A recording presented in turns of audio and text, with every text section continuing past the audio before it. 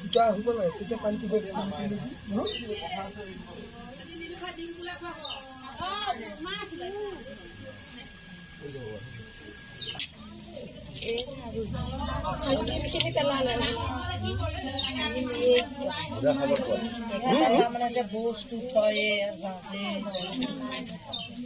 আমাৰ কলিয়াবৰ জয়ন্তীপুৰত ওলাইছিলে জয়ন্তীপুৰ চাৰিআলিত গৈ পেলাই মোক খবৰ দিছিলে ৰাতিপুৱা যে সাপ ওলাইছে আমাৰ ঘৰত 2-3ডাল সাপ দেখিছো পিছত মই গৈ পেলাই চালো তাত অসংখ্য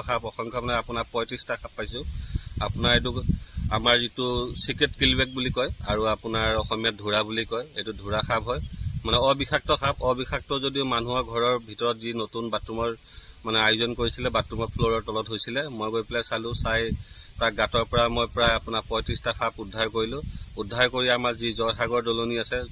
যিহেতু পানীত থকা সাপ এইবিলাক ধৰা সাপটো সেইকাৰণে জয়সাগৰ দলনিৰ যি পিটনি আছে মই পিটনিত সাপটো উদ্ধাৰ কৰি পুনৰ সংস্থাপনৰ কাৰণে তাৰ যাতে বংশ বৃদ্ধি হয় সেইকাৰণে মই জয়সাগৰ দলনিত সাপটো ৰিলিজ কৰি দিছো